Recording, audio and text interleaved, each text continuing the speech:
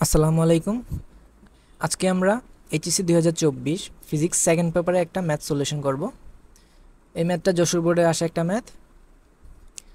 Modern physics ল্যাবরেটরিতে দেখা যায় 3000 আংস্ট্রম তরঙ্গ দৈর্ঘ্য বিশিষ্ট একটি আলোকরশ্মি 6.56 ইন্টু 10⁻14 হার্জ সূচন কম্পাঙ্কের একখণ্ড ধাতুর উপর আপতিত হলে ফটো ইলেকট্রন নির্গত হয়।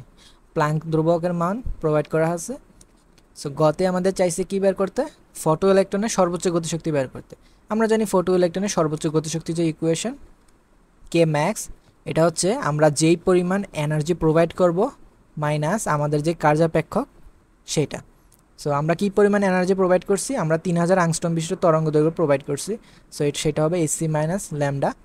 আর ফাই কি, কার্যাপেক্ষক। আমরা জানি কার্যাপেক্ষক সূচন কম্পাঙ্ক যখন দেওয়া থাকে কার্যাপেক্ষকের ইকুয়েশন হচ্ছে এইচ এফ নট। ঠিক আছে। সো আমরা যদি সবগুলা ভ্যালু এখন বসাই, এইচ এর মান এখানে দেওয়া আছে, সি তো আলোর ব্যাগ 3 × 10⁻8, ল্যামডা এখানে কত 3000 আংস্ট্রম। সো সেটাকে আমরা মিটার এককে নিয়ে যাব tan−10 গুণ দিয়ে।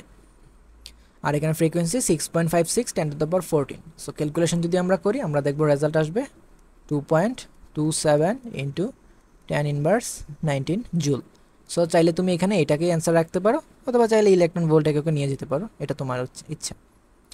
আচ্ছা, ঘতে আমাদের জানতে চাইছে যদি আমরা 3000 আংস্ট্রম তরঙ্গ দৈর্ঘ্য আলোর পরিবর্তে আমরা যদি 4000 আংস্ট্রম বিশিষ্ট তরঙ্গ দৈর্ঘ্যের আলোকরশ্মি যদি ইউজ করতাম, তাহলে কি সেই ফটো ইলেকট্রনটাকে বের হবে? অর্থাৎ আমাদের ফটো ইলেকট্রন কখন বের হয়, অর্থাৎ জিনিসটা এভাবে একটু বোঝো যে ফটো ইলেকট্রন পাওয়া মানে কি। ফটো ইলেকট্রনটা বের হইলে কি হবে, তার অবশ্যই একটা ব্যাগ থাকবে। তার মানে ফটো ইলেকট্রনে যদি কোনো না একটা ইলেকট্রন যদি বের হয়, অবশ্যই কোনো না কোনো একটা ব্যাগে তো বের হবে। তার মানে কি, তার কে ম্যাক্স থাকবে না তখন। কিন্তু কোনো ইলেকট্রন যদি বের না হয়, তার মানে কে ম্যাক্স তখন কি হবে, জিরো হবে। অর্থাৎ কে ম্যাক্স জিরো মানে কি, ই ইকুয়ালস ফাই। অর্থাৎ আমার কার্যাপেক্ষক যদি আমার যে পরিমাণ রিকোয়ার্ড এনার্জি আছে, বা আমরা যে পরিমাণ আমাদের রিকোয়ার্ড এনার্জি সমপরিমাণ যদি আমরা এনার্জি দেই, তাহলে কোনো ফটো ইলেকট্রন বের হবে না। অর্থাৎ ইলেকট্রন বের হওয়ার উপক্রম হবে, কিন্তু তার কোনো ভ্যালোসিটি থাকবে না। এই ধরনের একটা সিচুয়েশন তৈরি হয়ে যাবে। এখন যদি এই সিনারিওটা হয়, আমাদের যে প্রোভাইড এনার্জি সেটা যদি রিকোয়ার্ড এনার্জি বেশি হয়, তখন কি হবে, ফটো ইলেকট্রন বের হবে। আর আমাদের যে প্রোভাইড এনার্জি সেটা যদি কম হয় আমাদের যে কার্যাপেক্ষক থেকে, তখন কি হবে, বের হবে না। সো আমাদের এই দুইটা ভ্যালু বের করার মাধ্যমেই কি আমরা এটাকে যাচাই করতে পারি যে ফটো ইলেকট্রন কি এখানে বের হবে নাকি বের হবে না। সো ফার্স্ট অফ অল আমরা কতটুকু এনার্জি সাপ্লাই করছি সেটা আমরা বের করি, hc by lambda prime. So h এর মান হচ্ছে 6.63 ইন্টু tan−34। আলোর ব্যাগের মান 3 × 10⁻8। আর ল্যামডা প্রাইম কত, এখানে 4000 আংস্ট্রম ইউজ করতে হবে এখন। So tan−10। সো এটা যদি ক্যালকুলেশন করি আমরা দেখব আমাদের রেজাল্ট হবে 4.96 ইন্টু tan−19 জুল।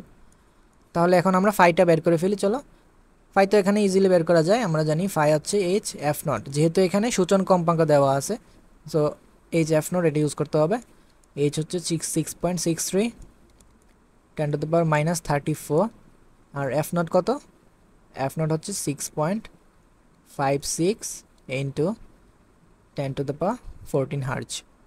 ওকে, এটা যদি ক্যালকুলেশন করি আমরা দেখব 4.34 ইন্টু tan−19 জুল। অর্থাৎ তুমি এখানে দেখতেছো ইজিলি যে এখানের যে প্রোভাইডেড যে এনার্জি সেটা কি আমাদের রিকোয়ার্ড এনার্জিতে বেশি।